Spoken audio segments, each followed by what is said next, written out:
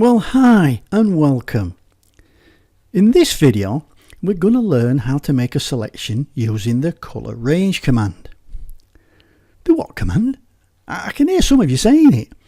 Yes, this is one of those commands that you look at and say, ooh, I'll come back another day and have a go at that. This is to a certain extent another one of Adobe's hidden commands that not many people seem to know about or understand. However, it is worth the time getting to know it because it's a very, very powerful selection tool to have at your disposal. So let's see what all the fuss is about. My name's Ken Fisher and this is LiveLink Training.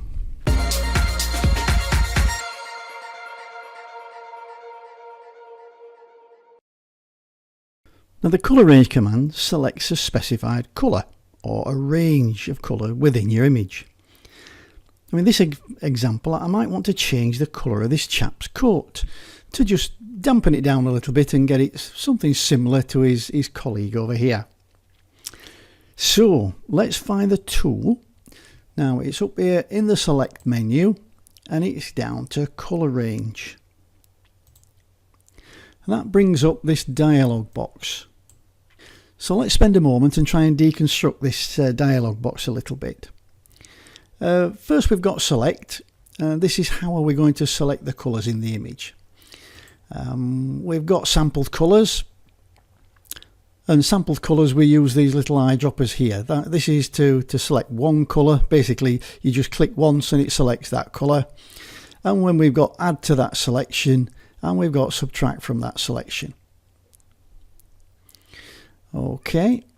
We've then got specific colour ranges, so we might want to say, okay, well I just want to specifically pick the yellows, and you can see it's going to do a pretty good job on this on the coat, because white in this mask area here, which we'll talk about in a minute, is selected and black is not selected, or darker tones are less selected. So we can pick a specific colour range. We can pick out the highlights, the midtones or the shadows, which can be very useful. We can absolutely specify and home in on skin tones.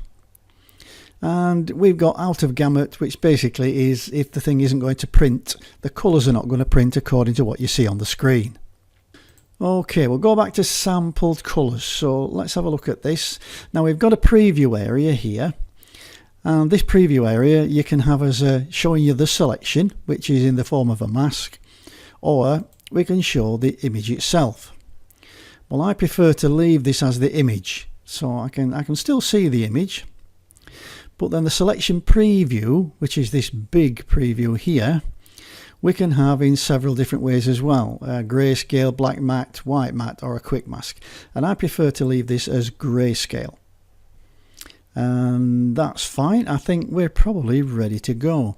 We have a detect faces feature, which is used in conjunction with the skin tones to really home in and specifically identify tones that they're on faces.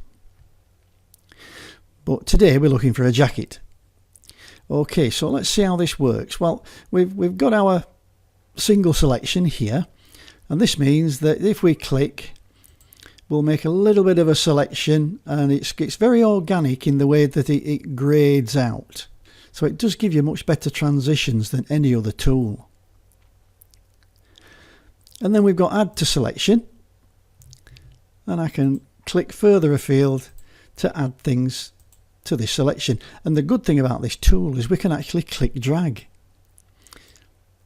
There, I don't know why it's doing that. So you'll have to forgive me, but it doesn't make any difference. What we're doing is we just click and drag in, and it's selecting all the tones in that range that we're passing over. And now you'll see that we've actually got quite a good selection of the coat. I'll just click in a couple of places in his arms. That's okay. But you can see now that we've got quite a lot of the background selected as well. Now this is where the fuzziness and the range comes in. Now the fuzziness setting controls how wide a range of colours is in the selection.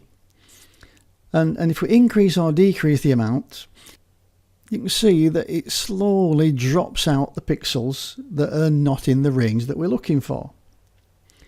So set a low fuzziness value to restrict the colour range and a higher value to increase the range. So I'll just increase it a little bit more just so we get most of that jacketing. Now the range, it's to control how far or near the colour must be from the sample point to be included in the selection. For example, if you like here we've got a guy that's got a yellow coat on, but if there's something yellow in the background, what you want to be able to do is to sample the yellow on his coat and know that you can exclude the yellow that's in the background. And I think there is a yellow patch somewhere here. So what we do with the range is we basically, if we move it up, we'll see, you see these are some yellow patches that are coming in, or they've got yellow tones in them. But if we drop the range down, you see you can make a pretty good, it's just moving on his shoulders a little bit there, so we'll just drop it down a little bit more. So we'll make another couple of clicks just to see if we can firm a couple of these edges up. That's looking pretty good. Oh, I've gone a little bit far there, so let's try and see if we'll go to subtract from selection and just see if it'll let me just subtract them out. And that's doing a pretty good job. I mean, so some little bits here, but I can deal with them when I get my selection, and then I've got a mask later on. And there's a little bit there. I'll just click on that, and I think that's not bad. I think we'll go with that just in this occasion. So we've got a nice little selection. I'll just drop the range down a bit more, and we can try. Oh, let's try and remove his shirt here. Just do a couple of clicks just to try and get rid of his shirt. That's better. I like that much better. Right, so when we've got the selection that we're happy with, then we can click OK. And that brings us up now the selection that we've made of the jacket. So what can we do now? Well, okay, we can now put a mask on. So I'm going to go to my window menu and I'm going to open my layers panel up. And I'm going to go down to the bottom of the layers panel and I'm going to click my little yin and yang icon and I'm going to select, say, hue and saturation. Just some adjustment that's to do with colour. And you can see now that it's actually made a mask out of that selection and the marching ants have gone. And this is because it's now a mask. So now I can start looking at changing the colour. So the hue, if I want to change the colour of his coat, I can just change the hue. And there it is, and then I can make it either more saturated or less saturated. Let's try and make these guys look a bit the same, very similar, so it'll be less saturated and maybe a little bit lighter, something like that. Oh, and it nearly matches his hat as well. It nearly matches his hat. But we can pick any colour, so we could go through the whole gamut of colours, but I'll just drop it down to there to get him looking a bit the same as his partner in crime, where they're, I don't know what they're doing actually, if they're at the races or whatever. Well, that's it for this video. How to create a selection and use a selection with the colour range command. A very, very powerful selection tool. I do hope it was useful. If it was, please share it around with your friends. Give me a thumbs up on YouTube or leave a comment under the video for me. That would be great.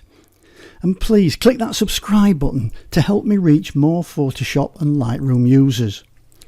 Look me up on Facebook at LiveLink Training and please give my page a like. It will be much appreciated. Well, I'll see you in the next video. Bye for now.